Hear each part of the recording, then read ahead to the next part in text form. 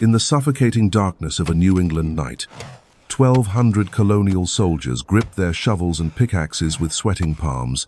They knew that dawn would bring either victory or death. The date was June 16th, 1775. These farmers-turned-fighters were about to undertake one of the most audacious gambles in American military history. They would build a fortress in plain sight of the most powerful army on earth, daring the British Empire. This is the story of those first desperate hours at Bunker Hill, where gunpowder was scarce, nerves were frayed. Ordinary men faced extraordinary choices that would echo through eternity. What you're about to witness isn't just the tale of a single battle. It's the moment when American resolve was forged in sweat and terror, when citizen soldiers discovered they could stand against the crimson tide of British regulars, and live to tell about it. But before the musket smoke cleared and the legends were born, there were hours of chaos, confusion, and split-second decisions that nearly doomed the entire colonial cause before it could truly begin. The real story of Bunker Hill starts not with heroic charges or stirring speeches, but with a midnight march into uncertainty, and the kind of raw fear that makes men's hands shake as they load their weapons. The intelligence that set everything in motion came from an unlikely source. A New Hampshire gentleman of quote-unquote undoubted veracity who had been visiting Boston when he overheard British commanders discussing their plans. On June 13th, 1775, this mysterious figure brought word to the Massachusetts Provincial Congress that the British were preparing to break their containment. General Thomas Gage and his officers had grown tired of being bottled up in Boston by the ragtag colonial forces surrounding the city. They planned to seize the commanding heights around Boston Harbor, particularly Dorchester and Charlestown, giving them complete control over the waterways, and potentially shattering the colonial siege. The colonial leadership understood immediately that this intelligence, if accurate, represented an existential threat to their cause. General Artemus Ward, commanding the forces besieging Boston, faced a stark choice. He could wait and react to British moves, fighting from a defensive position as the enemy seized the high ground, or he could gamble everything on a preemptive strike, occupying those same heights before the British could claim them. The decision he made would determine whether the colonial rebellion lived or died in its infancy. Ward chose audacity over caution. He directed General Israel Putnam to establish defenses on the Charlestown Peninsula, specifically on Bunker Hill. The plan was militarily sound but incredibly risky. By occupying Bunker Hill, the colonials would control artillery positions that could rain fire down on Boston itself, potentially forcing the British to abandon the city altogether. But success depended on speed, secrecy, and the ability of untrained militia to construct adequate fortifications before the British could respond.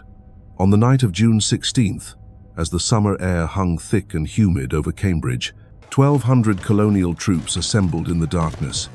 These were not professional soldiers, but farmers, shopkeepers, blacksmiths, and laborers who had left their families and livelihoods to take up arms against the crown. Many had never seen combat beyond occasional skirmishes with native tribes.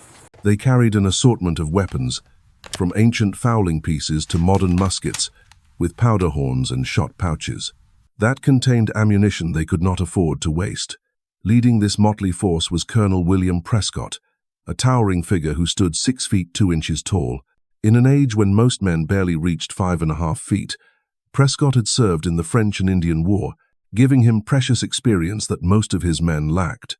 Beside him rode General Israel Putnam, the legendary Old Put, who had abandoned his plow just days earlier. To ride 100 miles to Boston in 8 hours, not even bothering to change his work clothes, these two men would shoulder the responsibility for what came next. The force that marched through the darkness included regiments from multiple colonies, a testament to the growing unity of the colonial cause. Men from Prescott's own Massachusetts unit marched alongside Connecticut troops under Thomas Knowlton, with additional companies from New Hampshire and Rhode Island filling out the ranks. Each regiment brought its own traditions, its own methods of fighting, and its own interpretation of military discipline. Somehow these disparate elements would have to function as a coordinated army. But even before the march began, disagreement threatened to undermine the mission. Colonel Prescott, General Putnam, and their chief engineer, Captain Richard Gridley, argued. about where exactly they should establish their defenses. The orders called for fortifying Bunker Hill, the larger and more defensible of the two hills on the Charlestown Peninsula. However, as the officers studied the terrain in the moonlight, a different possibility emerged. Breed's Hill, though smaller and more exposed than Bunker Hill, offered a crucial advantage. Artillery placed on Breed's Hill would be closer to Boston, able to bring devastating fire to bear on the British positions across the harbor. It was a more aggressive choice, one that would provoke an immediate British response, rather than simply preparing for a future attack. After heated discussion, the commanders made a fateful decision that would change the course of history. They would fortify Breed's Hill instead of Bunker Hill, directly contradicting their orders but potentially delivering a knockout blow to British power in New England. It was the kind of field decision that separated great commanders from merely competent ones, a calculated risk that could either win the war or destroy the colonial army in a single engagement. As midnight approached, the colonial force reached the Charlestown Peninsula and began the back-breaking work of constructing fortifications under cover of darkness.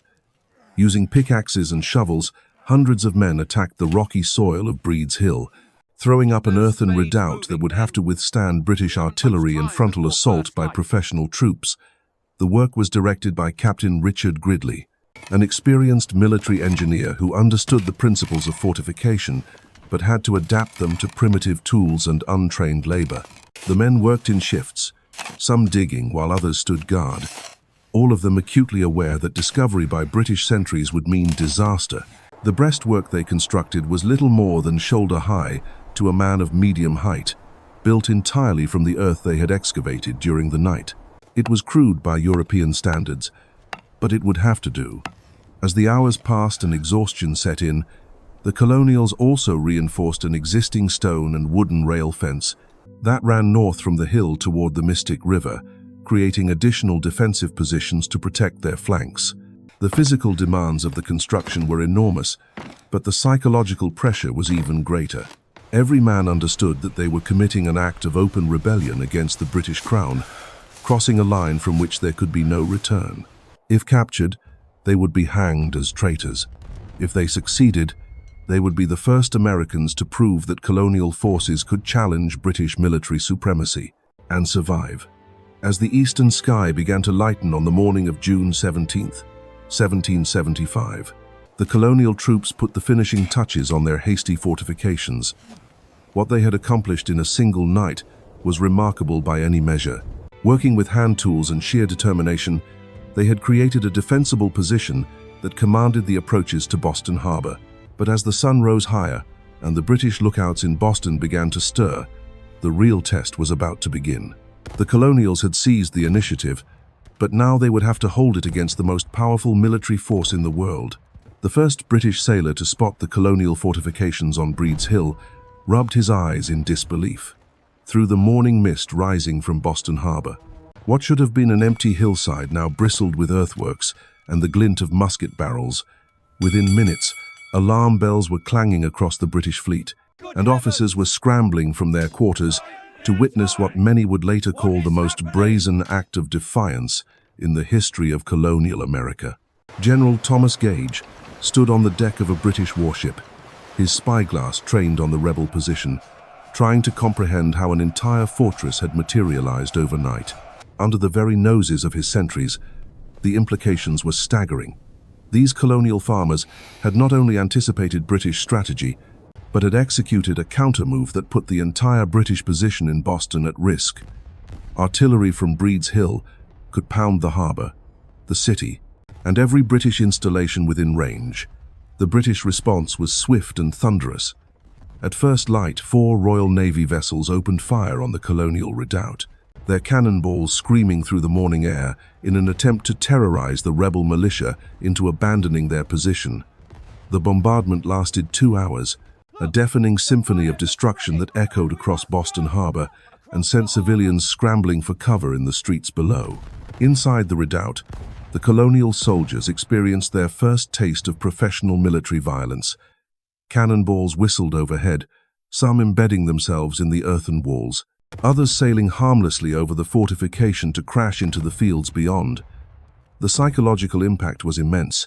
Most of these men had never been under artillery fire, and the constant roar of cannon combined with the uncertainty of when death might come created a terror unlike anything they had ever experienced. But Colonel Prescott understood that this was a crucial test of his men's resolve. If they broke now, before the real fighting even began, the entire colonial cause could collapse in a matter of hours. With cannonballs flying around him, Prescott climbed onto the parapet of the redoubt and began walking leisurely around its perimeter, inspecting the fortifications, giving directions to his officers, and offering encouragement to the men crouched below.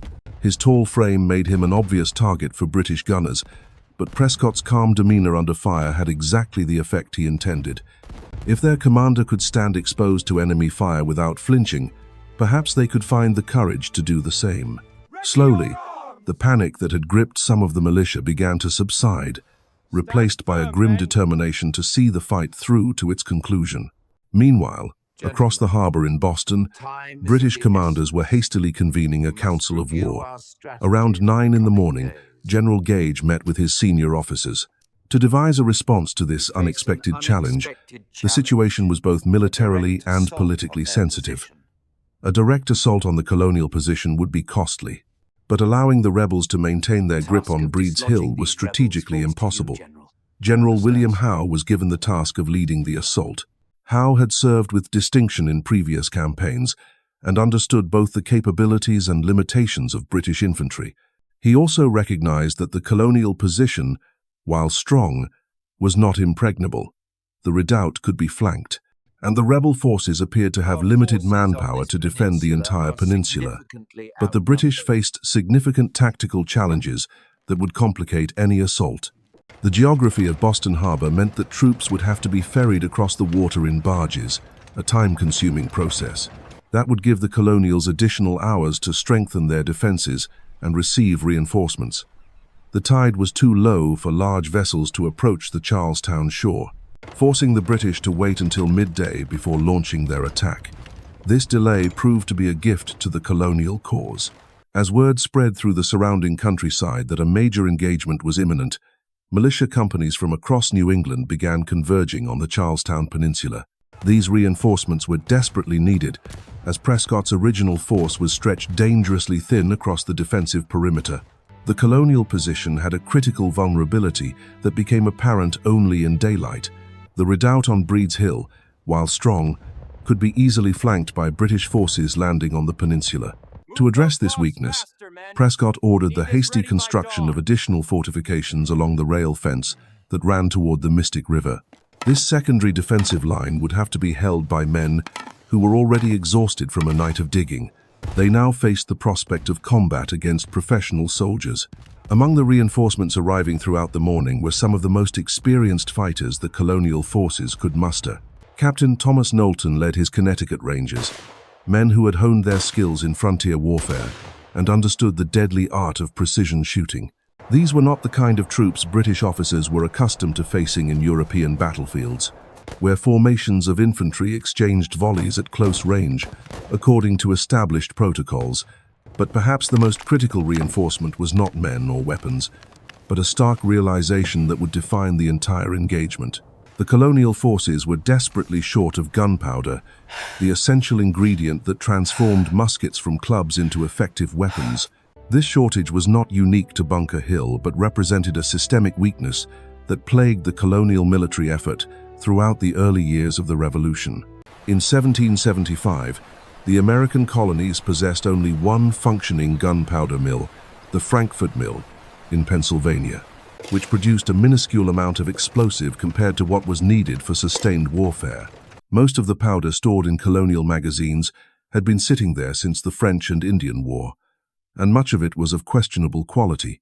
The few powder mills that had existed were in ruins, and the knowledge of manufacturing high-quality gunpowder was almost a lost art in America. This shortage created a desperate tactical situation where every shot had to count. Unlike European armies that could afford to trade volleys with their enemies, wasting ammunition in the process of maintaining morale and unit cohesion, the colonial forces had to husband their precious powder supplies with mathematical precision. Each musket ball fired represented resources that could not be easily replaced, creating psychological pressure that went far beyond the normal stress of combat. The famous order that would emerge from this crisis, "Don't fire until you can see the whites of their eyes," was not merely dramatic rhetoric, but a practical necessity born of scarcity. By waiting until British troops were at point-blank range, the colonial marksmen could ensure that nearly every shot found its target, maximizing the impact of their limited ammunition while minimizing waste. As the morning progressed and British preparations for assault became more obvious, the colonial commanders faced increasingly difficult decisions about how to deploy their limited resources. Should they concentrate their forces in the redoubt, creating a strong defensive position that could withstand prolonged assault? Or should they spread their men across the entire peninsula, preventing British flanking movements but weakening their ability to hold any single position? The organizational challenges facing the colonial forces were immense. Unlike the British Army, with its clear chain of command and standardized procedures, the colonial militia operated more like a collection of independent companies that happened to be fighting on the same side. Some units answered directly to General Ward's authority, while others maintained their own command structures and interpreted orders according to their own understanding of the situation. This lack of unified command created confusion and missed opportunities throughout the morning hours. Some commanders directly disobeyed orders, keeping their men at Bunker Hill rather than committing them to the more exposed positions on Breed's Hill. Others arrived at the peninsula only to discover that no one seemed to know exactly where they were supposed to deploy their troops or what their specific mission objectives were. Despite these organizational weaknesses, something remarkable was happening among the rank-and-file colonial soldiers. As the British bombardment continued and the prospect of close combat grew more certain, these citizen soldiers began to display a resilience and determination that surprised even their own officers. Men who had never faced professional military units were standing firm under artillery fire, preparing to meet the most feared infantry in the world, with nothing but their hunting rifles and an unshakable belief in their cause.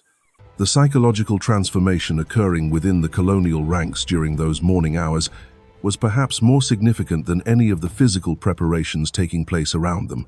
These men, who just 12 hours earlier had been ordinary citizens going about their daily routines, were discovering reserves of courage they never knew they possessed. The constant thunder of British naval guns, rather than breaking their spirit, seemed to forge it into something harder and more resilient. Private Amos Farnsworth from Massachusetts later wrote in his diary that the sound of the cannon became almost comforting after a while, like distant thunder during a summer storm. What had initially terrified him and his companions gradually transformed into a source of grim satisfaction. Every British cannonball that crashed harmlessly into the earthworks was proof that their hasty fortifications could withstand the fury of the Royal Navy. But beneath this growing confidence lay a more troubling reality that only the officers fully understood. The colonial powder shortage was not merely an inconvenience, but an existential threat that could doom their entire position within hours of serious fighting. Captain Gridley had conducted a quiet inventory of ammunition supplies as dawn broke, and what he discovered was alarming. Many of the men had arrived with fewer than 20 rounds of powder and shot. Some carried even less, their powder horns containing barely enough explosive for a dozen careful shots. This scarcity created tactical constraints that no European commander would have considered acceptable.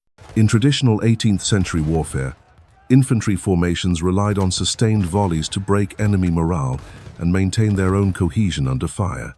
Soldiers were trained to load and fire in rapid succession, creating walls of lead that could stop cavalry charges and shatter opposing infantry lines. But the colonials would have no such luxury. Every trigger pull had to be deliberate, aimed, and decisive. The shortage also affected the psychological dynamic within the redoubt in ways that would have profound consequences for the battle ahead. Veterans of the French and Indian War understood that ammunition conservation was critical, but many of the younger militiamen had never fought in sustained engagements where powder supplies became a limiting factor. Some officers began quietly spreading word about the need for fire discipline, warning their men that wild shooting would leave them defenseless when the British infantry finally reached their lines. Meanwhile, the British preparations across the harbour were proceeding with the methodical efficiency that had made the Royal Army the terror of European battlefields. 6 hours after the initial discovery of the colonial fortifications, British quartermasters had assembled a force of 2,400 troops and loaded them into 28 large barges for the crossing to Charlestown.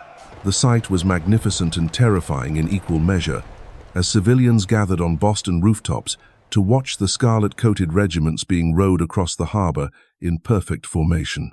The British soldiers sat motionless in their boats, their fixed bayonets glittering in the noon sun like a forest of steel. These were professional warriors who had served in campaigns across the globe, men who understood the brutal mathematics of infantry combat and had survived because they were better trained, better equipped, and more disciplined than their enemies.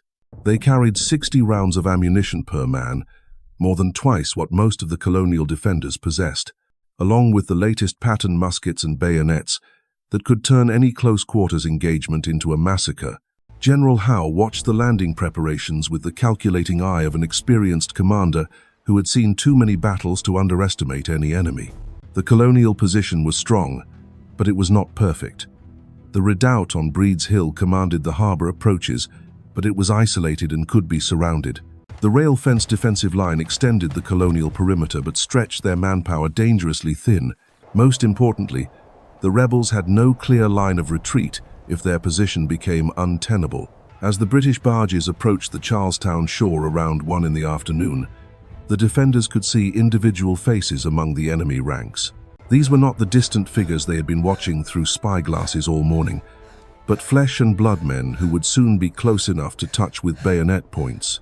The reality of combat, with all its personal and immediate terror, was now just minutes away. The British landing was unopposed, a tactical decision that reflected both colonial weakness and strategic calculation. Prescott and his officers knew they lacked the manpower to contest the beaches while simultaneously defending their fortifications. Better to husband their strength for the decisive engagement that would determine whether American resistance could survive its first real test against British military might. But as Howe's troops formed up on the Charlestown Peninsula, closer observation of the colonial defenses revealed that this assault might not proceed as smoothly as British confidence had suggested. The rebels were not running. They were not abandoning their positions in the face of overwhelming force. Instead, they were calmly preparing to fight, their musket barrels glinting from behind earthworks that looked more formidable with each passing minute. The delay in the British attack, caused by tidal conditions and the complexities of amphibious operations, had given the colonials precious additional hours to receive reinforcements and strengthen their resolve. Fresh companies of militia continued arriving throughout the early afternoon, bringing with them not just additional muskets, but news from the surrounding countryside that the entire region was rallying to support the men on Breed's Hill. Among these late-arriving reinforcements were some of the most skilled marksmen in New England, men who had spent their lives hunting in the dense forests of the frontier and could place a musket ball with deadly precision at ranges that would astonish European military observers. These were not soldiers in the traditional sense, but they possessed skills that formal military training could not provide. They understood concealment, patience, and the art of making every shot count when ammunition was scarce and lives hung in the balance. The psychological effect of these reinforcements on the original defenders was electric. Men who had spent the morning wondering if they would face the British assault alone now found themselves part of a growing army that seemed to materialize from the very soil of New England. The cause they were fighting for was not just their own desperate gamble, but a shared commitment that extended far beyond the confines of their earthen redoubt. As 2 o'clock approached and British preparations reached their final stages, the colonial defenders made their last preparations for combat. Weapons were checked and rechecked. The precious powder in each horn was carefully measured. Prayers were whispered by men who understood they might not see another sunset. And through it all, the steady voice of Colonel Prescott could be heard moving along the lines, offering encouragement and final instructions to soldiers who would soon discover whether citizen militia could stand against the finest infantry in the world. The stage was set for a collision that would test everything the colonials believed about themselves, their cause, and their willingness to pay the ultimate price for the principles they claimed to hold dear. In just minutes, the theoretical rebellion would become a baptism of fire that would either forge a new nation or destroy the dream of American independence before it could truly begin. Those first chaotic hours at Bunker Hill revealed something profound about the American character that neither side fully understood at the time. In the sweat-soaked darkness of a single night, ordinary colonists had proven they could defy the greatest empire on earth and live to fight another day. The real victory wasn't measured in territory held or casualties inflicted, but in the discovery that free men fighting for their homes possessed a strength that professional armies couldn't easily break.